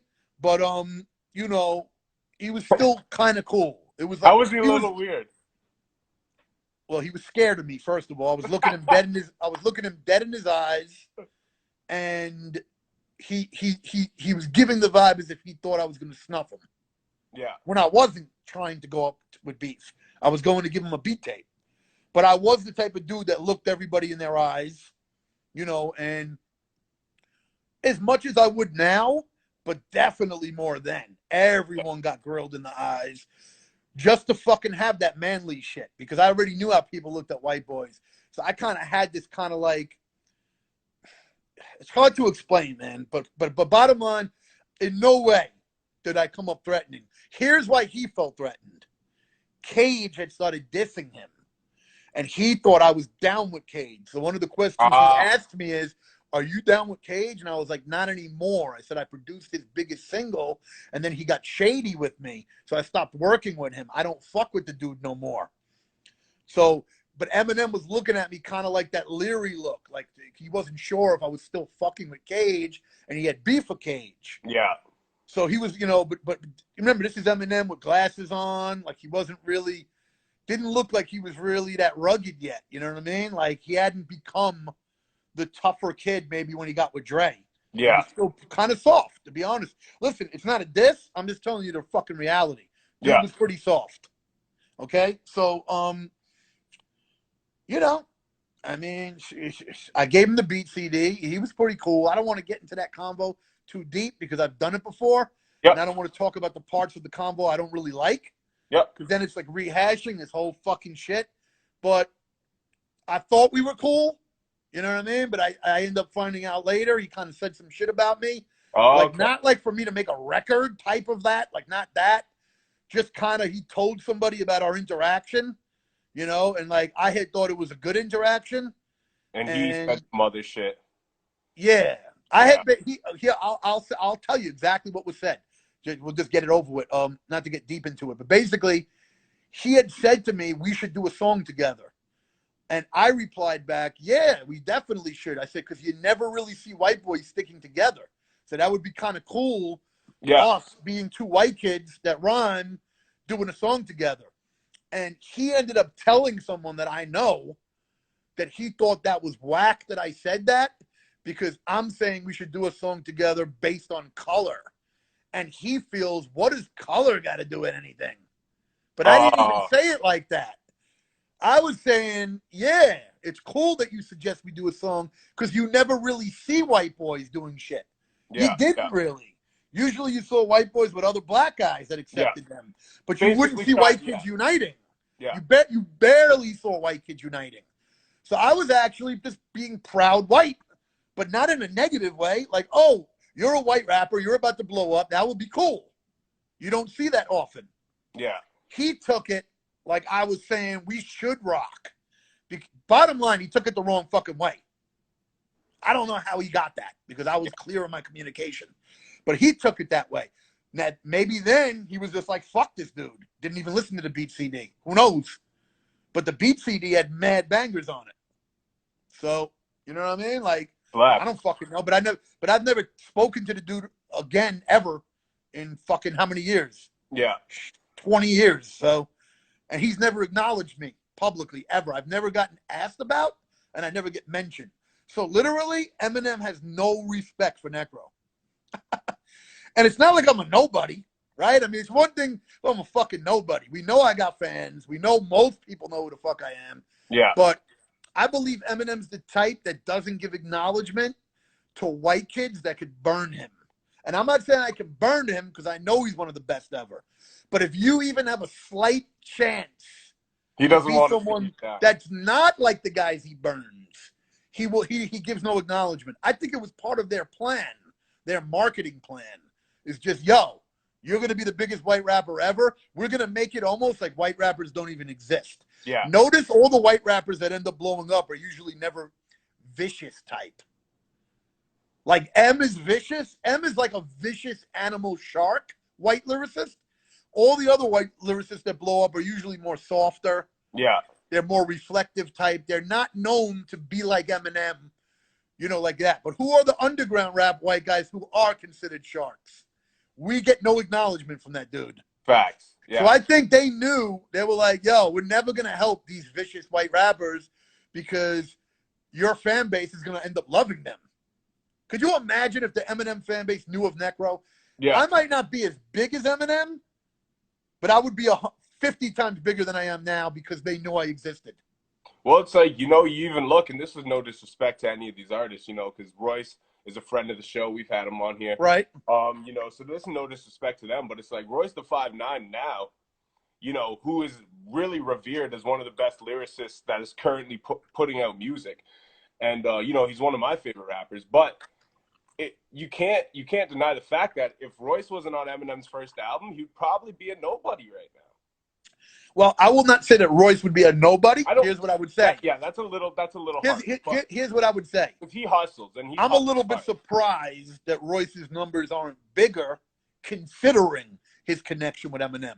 Yeah. Because I believe, and it probably is because I'm a white boy, if I was in Royce's place as Necro, I'd be humongous now with the opportunities. I'm sure because he's not a white kid, he's not going to get accepted as easily by those white fans or whatever. Yeah. But I'm not going to speak on another man's shit in that way because I don't know all the fucking details. All I can say from my perspective is being down with Eminem is going to open up fucking doors. Bottom fucking line. You're dealing with a guy that is considered the biggest rapper. I don't care if Post Malone is bigger than him now. You don't really look at Post Malone as a lyricist. Yeah. And Drake, I never really looked at as a lyricist, even though he gets respected now as one. Yeah. On a lot of the come up, he was considered more commercial. Eminem is definitely the biggest rapper on the planet that's considered a lyricist. Yeah. If you're going to be a part of that guy's fucking machine, I mean, Royce has full albums with the guy. You're going to fucking have a leg up on anybody. You know what I'm saying? Because you're going to be seen by more people. More people are going to know you. Then it's going to come down to what you do and who resonates with you. Here's how it works, in my opinion. If you're an artist, you get exposed to a certain amount of people. If you get exposed to 10 million people, a certain amount of those 10 million people are going to fuck with you. Yeah. You get exposed to 100 million people, more people might fuck with you. I've been exposed to who I've been exposed to. You check my numbers out, 265,000 monthly listeners on Spotify, more on other platforms. That equals about 2 million people listening to me uniquely year-round, according to Spotify. I have never had the exposure that those guys have had. If I was exposed to more people, it doesn't mean I would be as big as Eminem, because maybe more people will feel I'm not as good as him. But more exposure means more people are probably going to fuck with me. Maybe my numbers would be what Royce has now, 1 million of monthly listeners. Maybe my numbers would be 10. Maybe they'd be 3. Because look at Wu-Tang. They're only at 3, and I think Wu-Tang is some of the best ever in the history of rap, and they're at like a clean 3.5. Yeah. Why is Wu-Tang only at a 3.5, but a Post Malone's at a 50 million? It's because Post Malone's currently being promoted, and also Wu-Tang have had their share of being promoted over the years, which is fair and square, right? I mean, we can't say they didn't have it fair, right? You know, so like when you talk about people's numbers and how big they are and who they're down with, you know, Wu-Tang had Loud Records. They had shit I never had. Yeah. Maybe I would have 3.5 million if I was on Loud Records. You know what I'm saying? Does this mean Necro's going to stop? Nah. I already have a great fan base with no help from nobody. Yeah. Here's the one thing about Necro. I've never had help from anybody. I would have loved to have help from, you know, if Post Malone, let's say, decided tomorrow, yo, I fucks with that dude Necro. He's kind of ill.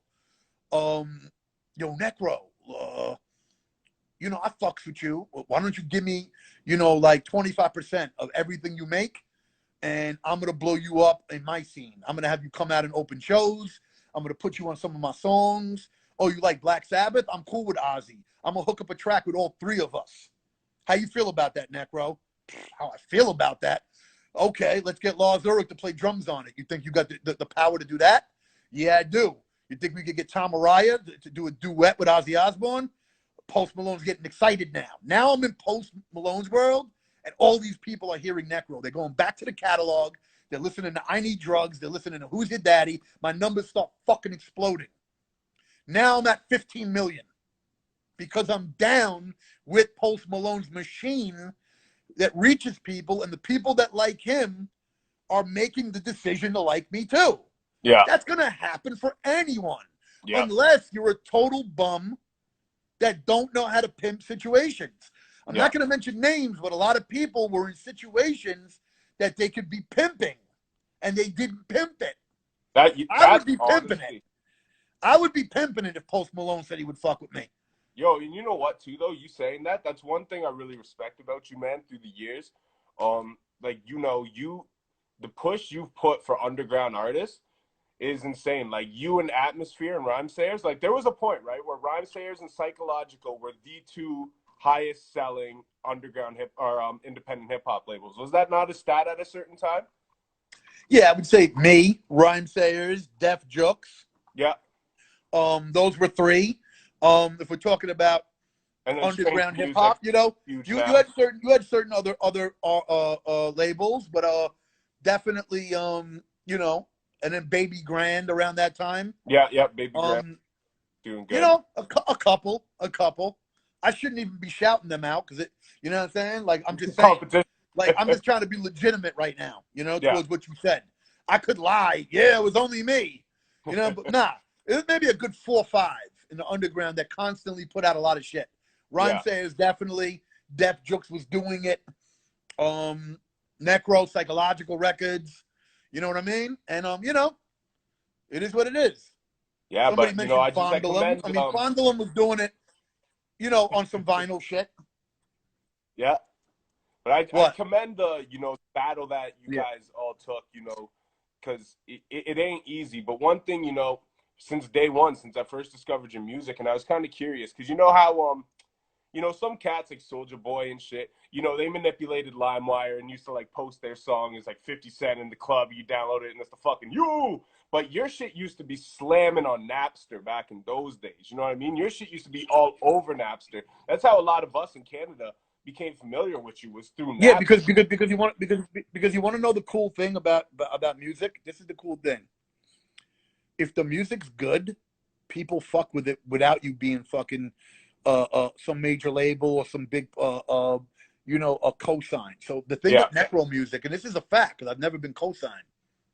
When my music was available for free on Napster and all that, all these kids would say, "You gotta hear I Need Drugs. You gotta hear Dead Body Disposal. You gotta hear Get on Your Knees." I had something that would make people say, "You gotta hear." Yeah. I still do, but remember, you're talking about a time when barely anyone was like Necro. How many people since then have tried to be similar to Necro? Yeah. So it's harder for people, for a fan, to recognize the real Necro when there's all these other type of people that rap crazy and this and that. I have to almost reinvent myself and be crazier than everyone else. And you can't really be crazier than everyone else. There's a line of how crazy you can be. So you almost just have to figure out ways to market yourself to just be loved. Here's one thing I can be happy about. I own every master, okay? So I make money off day one, and I keep putting shit out, and my fan base loves me longevity for life. I will not lose them because I've had them for 20 years now. Yeah. They're not going nowhere. You understand? If you don't leave after 20 years, what possibly would make a fan base of 20 years leave me? Yeah. How would someone decide they're not going to love my shit? A rapper could come and destroy me right now with some battle. What? I said, and people are so invested in you because they've been with you for so many years. Yeah, there's nothing. I'm on so many playlists. I'm on like 100,000 playlists now. Even if a rapper, Necro sucks, Necro this, Necro that, you fuck dead bodies, you're not successful like me. They did this rap song and all their fans, fuck this guy. It's not going to stop people streaming Dead Body Disposal, Who's Your Daddy, Creepy Crawl, No Remorse, Get on Your Knees, Notorious Glorious. I could keep fucking going on. It's going to get streamed because this shit is like nothing ever been done. The only thing people would expect, where's your rebuttal? Now, what's worst scenario? My rebuttal might suck. It just might not be skilled and good. Well, they'll all say, oh, that's a shame. He's just not as good anymore. And then they'll just go and listen to all the old shit. But I think we know, fans know, my worst fucking rhyme is going to be hilarious enough to make the other person look like a fucking asshole. My worst shit. Even if they bodied me, I'm going to come with something that's going to make the people go, well, so you can never, you can't do what 50 Cent did to Ja Rule to a Necro. It's different, man. It's different. Ja Rule wasn't respected for classic, legendary, lyrical fucking shit. He didn't have that kind of respect. He had commercial respect. In commercial world, people will flip on you. Oh, they're fickle as fuck. And also the black streets. When I say the black streets, that world, they will flip on you if they think someone has more credibility or a 50 Cent comes through and you don't represent the way they think you should represent on some street shit. Next thing you know, they don't fuck with you no more. Die-hard underground fans love you for life. Excuse me. Check this out. There's females that I get into arguments with over me wanting to fuck them, and maybe they don't want to fuck me or whatever. You know, like dumb shit. When chicks act like idiots and then, oh, such a big fan. You know, but now you said some like crazy shit to me. you're still going to be a fucking fan. You know how I know? A year later, these girls message me back. I just couldn't keep away from your music. You're a dick, but blah, blah, blah. Oh, and now my current boyfriend listens to you as well. It's like it just shows me that when your music is classic, you're indestructible. And what is the hardest thing to do? Probably make classic music. I mean, if everyone could make classic music, everyone would. How many people really make classic music? I'm not going to take away from nobody. I'm just going to use an example. If I said to you, you tell me if yes or no. Just give me a yes or no answer on this one. Do you agree the most classic Wu-Tang shit was done in the period when RZA was doing every beat? Yeah. Okay. Notice that, though. Take RZA out of the equation, and you'll say the newer Wu-Tang shit will never compare to the shit that when RZA was behind the boards. Yeah. Okay. That's just an example of classic. RZA combining with a Raekwon created what everyone loves. Yeah. Take RZA out of the second album. Second album's not considered a classic, right? Immobilarity? It's not considered. It doesn't get the respect. There's no RZA production on it. So my point is, if making classic shit was so easy, why isn't Raekwon's second album a classic?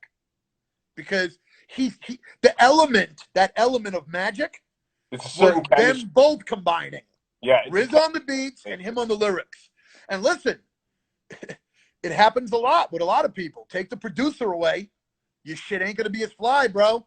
Yeah, it's a fact. It's a fact. Okay. Yeah, and be a good beat maker, but never connect with that lyricist that is that fucking ill. You're just gonna be known as that beat guy that gives a lot of beats out to people. But you're not gonna have that classic full album. I'm not gonna mention names because I don't want to shit on producers. Do you know producers that everyone says, oh, he's a great producer? But you can't name a full classic album that guy's produced beginning to end with a classic MC? Yeah, there's a lot of them. Okay, that's because they give out a lot of beats, but a lot of times those beats don't turn into classic songs with the classic MC. I have been blessed, okay? And of course, people are going to say I'm tooting my own horn because that's what a rapper does. If we think we're the shit, we say, I'm the motherfucking best. That's how you become a rapper. You don't become a rapper saying I'm the worst, unless it's just emo time now. Unless you're Little Dicky. Little Dicky, who I actually think is pretty cool, is going to say some shit like, I'm the worst, and that's going to work for him. But I get his stilo. You know what I'm saying? Because I watched his new show, and it's funny as hell. But basically, I think I'm dope. But I know that not everything I do is dope. I know that there's a scale of, if you take all the songs, 500, I can see what streams better than other shit. If I look at my Spotify, I'm going to see all 500, 600, whatever songs I released, and I'm going to know the top 20. I'm going to know that your Head Split is one of my biggest songs. Why do people love Head Split? Something magical about Head Split. Same way people love Cream. Something special about Cream. Notice Cream is only Deck and fucking Ray on it. Yeah. Right? Doesn't have the rest of the Wu. That's their biggest song, though. The Wu-Tang's biggest song is not a song with all 8 of them on it. Without all 9 of them on it. That's because magic. Something fucking about that song was magic. Same thing with Ice Cream. Ice Cream is magic. Only 3 of them on it. Only 3 of them. So magic can happen for anyone. Even a dude right now that's totally not popping. If he can some fucking how figure out how to make magic, it'll blow up. But if it was so easy, then why do some of these dudes spend the last 10 years not making magic? Because they don't know how to make the right beat with the right hook, with the right lyrics, with the right concept. They're trying. We hear it, and we're like, eh. When a lot of people hear magic, they tell everybody about magic. Yeah. I have had those moments. Who's Your Daddy is a magic moment where girls all over the world love it. Every girl loves that song. And they want to get fucked. And they want to get fucked to the song. Like girls want to get dicked down. Tell me. I got to tell you a story about Who's Your Daddy. So that track, because I'd been following you for years at this point, right? And then a kid I went to grade school with, we started kicking again, you know, in later high school, you know, because he was an athlete. He started to smoke weed finally, so he started coming around and shit again. Yeah. So one day we're chilling, and the first time I'm kicking with him, like I never had a conversation about Necro because we stopped kind of being friends before I would have ever gotten to your music, right? And then years passed, and you know, so he got me into Wu-Tang and shit when we were kids. But anyways, like it was all his brother shit. And first time I'm kicking with him, he's like, "Yo, you hear that new Necro? Who's your daddy?" And this dude put me on to your new joint, and I'll never forget that. But Who's Your Daddy was huge, man. I remember at high school parties, girls loved that fucking record, bro. And I've seen you live a few times, and I've seen how girls react to that shit. Yeah, Who's Your Daddy? There's something fucking magical about just the way I did that, and you know, and that was the last song I recorded for the Sexorcist album. Oh, because, really? Yeah, it was strange because I wouldn't have had it on that album, and it was like just something in me. I knew to do that song, and what's crazy about that song is my uncle that passed, Uncle Hanan, not Howie, my other one. He was the one where I got a musical influences. I didn't really get music influence from Howie. I got music influence from Hanan. He's the one that gave me my first guitar. He's the one that got me into Hall & Oates. My favorite group as a kid was Hall & Oates. And Hall & Oates are actually really dope because not only are they poppy, but Hall & Oates were very musical. So if you listen to like Hall & Oates albums, them shits are fucking dope. They're geniuses. They're not whack. Yeah, fucking geniuses. So I used to wish Daryl Hall was my father as a kid. I loved Hall & Oates that much. I was like, I would daydream, what if he was my father? Oh, shit. Like, how cool would that be? Yeah, man. So, like, Hanan, his favorite song was the Who's Your Daddy fucking song, and he would play it in the car, and he would always bug out on the do-do-do.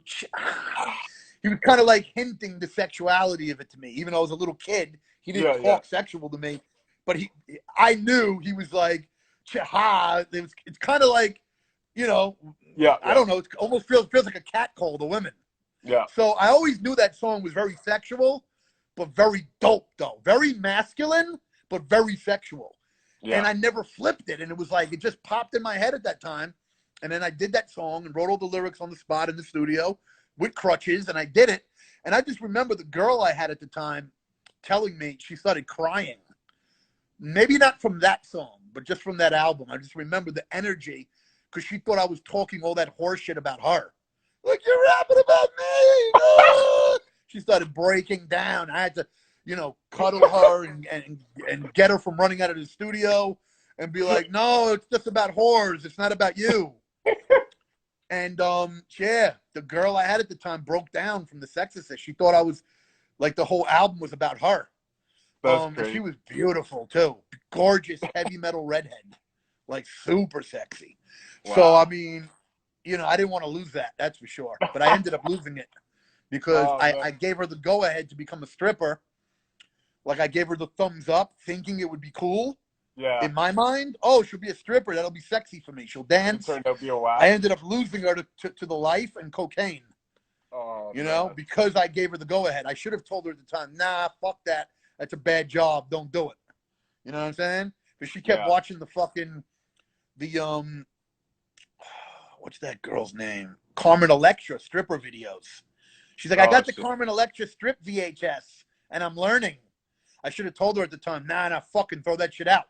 But I thought it might be sexy. She was already sexy. But I was like, I thought I was making her into, like, straight up my own personal stripper. But you can't have a personal stripper. Strippers will shit on you. For guys with money, cocaine, drugs, and anything else you could think of. But yeah, basically, Who's Your Daddy was just one of those lightning in a bottle. Same thing with I Need Drugs. One of those times where a lightning in a bottle I got. Same thing for Head Split. I got a lot of lightning in the bottle things for Necro. Yeah. Even with my albums that might not have the catchiest songs on it, the Death Rap album in itself is like a lightning in a bottle. Because I know fans hear Creepy Crawl, and it's a big song to them, you know, the Manson murders, and then No Remorse. And I know people rock that record almost like it's a track. You know, same thing for Prefix for Death. I got albums that are considered, like the whole album's a lightning in the bottle with the artwork. Well, you know what I'm saying? Beginning to end. Not many people in hip-hop have lightning in a bottle albums or lightning in a bottle singles. You can be underground and have it. You could be the most underground dude, but you have 2 or 3 that a fan base they fuck with. Like a Jedi Mind Tricks has the same thing. Yeah. I'm not mentioning them because of any other reason than to make my point right now. Because people hear me mention something and they run with it. You know, oh, you must be a big Jedi Matrix fan. Nah, I'm cool with Vinny. I'm just using an example. Immortal Technique has some of those lightning in a bottle moments that he created. Nonfiction do. Certain rappers in the underground did certain things that people like 20 years later. Certain other rappers have not been able to really do it like that, and they're going to struggle harder. It's going to always be a struggle for them. Like, you can make hits that are underground. They might not be Post Malone level, but they're listen, they're hits to a certain amount of people. Head Split's an underground hit, man. You know what I mean? Like, of course. Well, I end every show with it. So that's the song that I know the end of the night has to end with that because the whole crowd gets crunk. Fucking yeah. You know, I got other songs that get crunk. Listen, here's the crazy shit. You ever think, especially since I mentioned crunk, my nose is itchy, so people don't mind, because I had woken up before and I didn't get to shower yet. I woke up, I started watching this movie called Wrong Missy. I don't know if you saw it. I've seen that. Yeah, so I was like just watching this. I didn't go in the shower yet. I'm feeling grimy. So, long story short, this beard's got to go, man. It's getting crazy now. Like, when my beard gets too long, it gets itchy. But basically, when we talk about crunk rappers, if you notice, those guys have a lot of hits because they designed it that way. They created the career that anything they make has to be on the radio. If it doesn't even qualify to be a radio song, they probably don't pick the beat or make it. Yeah. They're like, oh, this ain't even going to beat that. Underground, we're less likely to create shit to be a hit. We're making it because it's what inspires us. Yeah. We're like, oh, I want to write that verse. I want to rap on that beat. The beat could be bam, bam, bam, bam, bam, bam, and it's like totally not going to be a hit. But you might be grooving to it. Woke up with my weed, and you're going to make that song. But that's not going to be a hit. It might just be one of your songs that get, 15,000 hits live somewhere or whatever. Yeah. The crunk guy, he's not going to make that song. He's going to make the beat that goes boom, boom, wham, wham, wham, boom, boom, wham. You know that? He's just going to focus on that. When you're underground like me, I experiment with everything. So I'll do the head split track. That'll get made. Who's Your Daddy gets made. See, I get so excited. I even knocked the phone down. Every song gets made and fucked with, even the ones that might not blow up. Because I'm so much about the art that I want to try every idea out that I got. Anything in my mind, I want to manifest it. Because here's the reality. You don't know if that slow song might be a hit. Because R. Kelly obviously blew up on all slow things, right? Yeah. Bump and grind, that's super slow. Yeah. But he was able to make it commercial. So you can do slow or fast or middle. Here's the thing. It doesn't matter what I say now. A rapper who's struggling might, I'm going to make hits now. Not even, bro. You either got it or you don't. It's not going to come when you're trying to make hits. It's going to come when you're just doing you and if you got the magic. Yeah. Because a lot of people try to copy fucking Little John and them, and it didn't blow up because you. And here's another thing. It's not only about creating hits. Remember one thing also. I'm a marketing nut job. Yeah. Okay, when I say marketing nut job, like, I try everything. I do everything. I invest everything. I put thousands into shit. A lot of rappers I know, they've never even spent $5,000 on their whole career. Nah, you can straight up ask them, how much money have you spent? And they'll tell you, I spent $300 on this video, $200 on a bio, $100 here, blah, blah, blah. And you'll find out they didn't even go over $1,000. My Necro career, way over $1 million invested in me. And that $1 million, most of the time, was my own money. Yeah. Was it $1 million in a year? Here's the difference. $1 million over 20 years is a Necro career. $1 million in a year is those one-hit wonders who get blown up, super big, and then they can't sustain for 19 because the $1 million was spent too quick. Yeah. Here's why, in some ways, it's better to be me. That $1 million lasted me 19 years of life, so I don't have to struggle as hard. I can be Necro comfortably, relax. The dude who gets the $1 million in the 1 year, he might have had a hard time these last 19 years. He might have been working fucking as a mechanic while I was chilling, making prefix for Death and Death Rap. He don't have those fucking 8 other albums that I got that another dude don't got, because after he blew up and it didn't work anymore, not everybody's going to be RZA and Wu-Tang. A lot of those dudes from that time, they not making money right now. If you look at like the spectrum of everyone that dropped, How many are actually at a Wu-Tang level now? Most are not, Facts. probably. Facts. And here's the crazy thing. You'll see some of them old dudes, right? And you'll look at their Spotify now, and the same numbers as Necro. Maybe they got 265,000. So you might think, that rapper is just as popping as Necro now. Wow, pretty cool. Here's the sad thing. Schooling everybody right now. The dude is not as popping as me. Not at all. I'm going to explain why. Number one, guaranteed the songs that rapper released that were singles at that time that have him even being popular for you to check for him still, he doesn't own those masters. Facts. It's owned by the record label at that time. So they're still collecting checks because you're always in the fucking red with those motherfuckers. Yeah. And don't say they're white guys or Jewish guys or whatever. Anybody who did business with an Andre Harrell or Puffy or Steve Stout, most of those guys are in the red with them too. So don't think because somebody's color means that they're a scumbag. Yeah. Scumbag is colorless in the music industry. Okay, it just comes down to if you were one of those dudes that was doing deals. And we know all colors were involved in that. So let me continue though. That one dude is not getting paid off his masters. Here's another thing now. So now you might say, well, Necro, he's not making money like you because he doesn't get paid off those streams, but at least he's still as big as you, Necro. Only reason those fucking records are being streamed with those numbers now is because they're being put on Spotify playlists that are titled old school playlist from the 90s, 1993 playlist, old school rap. I don't get put on those fucking playlists. It's not people You directly understand? searching to find that shit. It's people being directed there from other sources. That's to where. Well, people it's a are known going for thing you. that'll. Right. Here's the thing. It's a known thing. A lot of times, the people, if you see a number, old school playlist, 1 million people, most of those people are fans of the playlist. Yeah. They don't give a shit if that guy's not on it. They just followed a 1990s playlist or an old school playlist. So any rapper from the 90s, all their biggest songs, which they don't get paid for, are being featured on all these playlists on Spotify. Check this out. So the only other rebuttal anyone watching could say is, well, what about you, Necro, then? Aren't your numbers on some underground hip-hop playlist?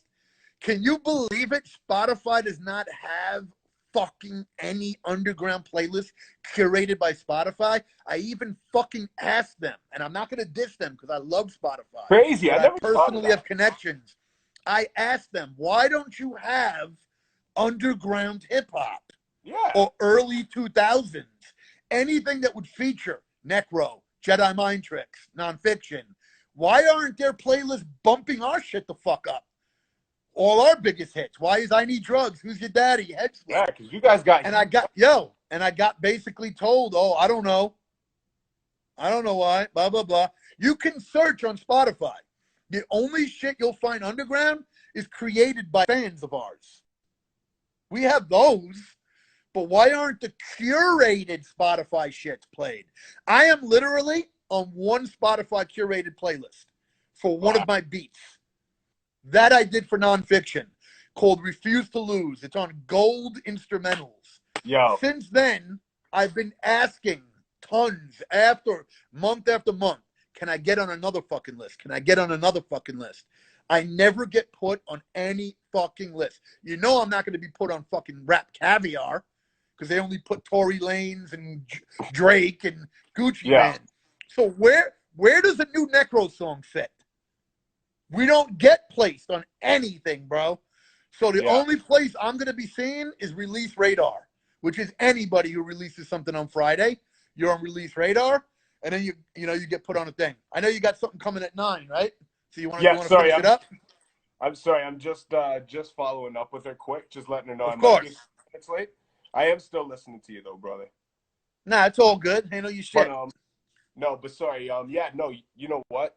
You make a really good point, and I never even thought about that. But because I use Spotify all the fucking time, and I like to create my own playlist because I like to, I pride myself on my knowledge of music. And that's beautiful. I'm on 70,000 playlists or 100,000. It always goes up and down. Of fans, people that created their own playlist. Listen, that's beautiful. But they should have. But why do you think Post Malone is at 50 million? yeah, exactly. And there's because nothing he's called the on underground. all the Spotify playlists that bump his fucking music up way up top that none of us underground guys ever get put on. Yeah. So how the fuck are we going to grow? How the fuck do we grow? We don't get any help. You know what's crazy about all these people, Spotify and all these people? If you're not already major label and huge, you can't become huge because they won't fucking help you. No, it's already a known thing. It's a monopoly. Major labels run all the playlists on Spotify. It's already known now. Yeah. All the curated editorial is owned by major labels. Yeah. Okay? So listen, if you ever see any motherfucker that you think is bigger than Necro, or he's new, and he might seem like he's bigger than Necro, don't be fooled by the fucking numbers. Notice that if he gets on a playlist, it's automatically going to bump your shit up. I got bumped up recently. You know how I got bumped up from 250 to 350?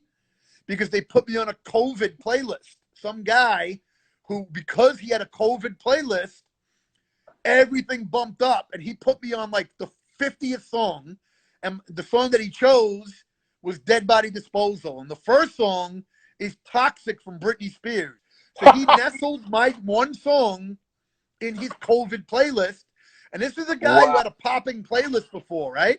But the reason his playlist really blew up is because he changed the name to COVID-19 Quarantine Party.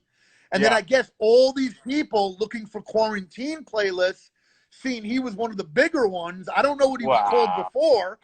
And he blew up to 200,000 followers. So me just being on this playlist, I went up 100,000. But guess what? I shot right the fuck back down after his playlist got boring to all the listeners. Because I guess now that everybody's comfortable with Corona, they listen to his shit. His playlist, the listens went the fuck down. Yeah. So what is my 250 to 265 gain now? I lost 85 from him. That's real fans I made probably. So I made 15,000 during Corona, but I had thought in my mind, I didn't know, oh, did I gain 100? Then I looked and I saw, okay, it's because of his playlist. So when you see anybody that doesn't blow up gradually like my shit grew, there was a time I was 70,000 on Spotify. Now I'm 265,000. Yeah. You know, it's going to blow up depending on what playlist you get. So a lot of these people are getting put on very curated, edited playlists. And they'll get deaded from it. So bottom line, real numbers are going to come when your fans make their playlists and they really fuck with you. So like I said, I know you got to go. How do you want to end this shit off? I do. I wanted to. Shit, there's so much stuff I want to ask you. Maybe I'd love to have you on the show again in the future, man. You know, if we could do that. You got so much history. I haven't even scratched the surface. Of course. But there's definitely. That's why me and Pat Stay did 3 hours because I seen that. Honestly, I could answer. Listen, I could answer one question and take an hour. Yeah. Because I'm not a whack interview. Some interviewers don't like to talk. That's the worst thing, man. And actually, I rewatched you and Pat's interview today just because I knew it was so long. So I was like, I just didn't really want to I wanted to try. I love giving people info. You know what I mean? Yeah. Because I know that I need to make fans, regardless of the fact that I have an abundance and I'm not ass kissing for fans. If I have the opportunity to talk in front of these 58 people watching now, I want them to walk away with like, you know something? Necro's kind of ill. I didn't know that. So I'm gonna give that. I'm going to take the opportunity for that. You know, I mean, I could just be like fucking 1 second answers. Yeah, that was cool. Yeah. And those are the worst interviews, man. And when you watch those kind of interviews, you don't go away being like, oh, that guy seemed cool. Let's listen to his music. You're like, that guy seemed like a fucking bored. You know what I mean? Like, so.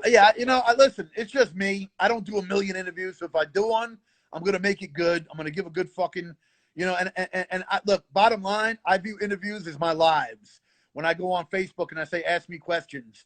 So, I'm very in touch with my fan base. This is a reason why I say I have consistent fans every year. It's not going to die. It doesn't come with one record. It doesn't base on being associated with somebody. I'm in touch with the people that fuck with my shit. I'm going to give them good shit. Yeah. That's just me. I can't speak for other people. Not everybody has that perspective or in them. You know what I'm saying? Some people just ain't talkative. I'm talkative when I'm comfortable. If I'm in an uncomfortable environment, I'm going to be quiet. I'm going to be sizing everybody. I might have it as an enemy. On here, this is a safe environment because it's two dudes talking. They're watching us. We can dead everybody in here if we wanted to. Yeah. It's like, you know what I mean? There's no reason you shouldn't feel comfortable. Fact. Like, this is the safest environment, bro. Being on the internet. You know? Like, you should totally be yourself. Yeah. You get a lot of keyboard warriors with that too, but you know, it goes both ways. I mean, you know, listen, it is what it is. I deal with people when they're in front of me. If you're right in front of me, we bang out if there's a problem. And if you're cool, we're cool. You know, as far as the internet, you know, I mean, it is what it is. People are people. You don't know who most of these people are, you know, unless you have a relationship with them or you build one with them. A lot of times it's faceless people all over. Do I know that Spotify tells me 2 million people listened to me last year, let's say. You know how many people that is? I don't know all these fucking people. Yeah. You know what I'm saying? But I got love for all of them if they're cool. Facts, man. And, you know, shit's going to kick us off in a minute, but I really wanted to squeeze this one in. I don't know if you can answer it super quick. If you can't, we can leave. Well, listen, do you know how long before it ends? It's going to be probably, how long before it ends? By the time here, it'll probably prompt up in a minute. Pardon? So wait till it prompts up and ask me the last shit, and I'll knock it out the park. All right, cool. Well, fucking, I know it's gonna knock us here any minute, so I'll get it off now. But because you mentioned we were talking about you know, Wu-Tang and stuff earlier, right? And just creating magic. And one thing I did want to ask about actually, because you've never really been one to produce for a lot of people outside of your clique, but one phenomenal record you did was Jihad for Raekwon. And to me, that was capturing magic because Ghostface spit one of the hottest verses he's spit in years on that shit. So I was just kind of curious how that came about. If you can, you know, if you're able to. Okay, so here's the story with that. How much time we got? How much time we got? At least 3 minutes right now. All right, so so basically I made that beat in DJ Riz's house. I used to go to DJ Riz's crib and bring samples I had for movies. That was taken from a horror movie, the sample, and it was just to bug out with Riz. I mean, I was able to make shit myself, but he would be like, come over, and I'll whip out drum kits, because Riz had also a phenomenal record collection. So he whipped out the drums, and I made it on the machine. He wanted me to show him how to use the ASR, because he took me to someone that showed me, and he wanted to learn it better. So I was going there to make a beat in front of him so he could just watch me do it with one of his drums and my sample. So I made that beat in his crib, and I never used it. I thought it was a cool beat, but I thought it needed some work to become better. So I never used it, and it was just one of those beats that was on beat CDs. Then my brother became friends with Raekwon at the time. He somehow was getting close. There was a time Bill did a bunch of songs with Raekwon through some dude that knew him named Vinnie Ponte, who was selling Raekwon weed or whatever at the time, I guess. And long story short, Bill gave Raekwon a beat CD.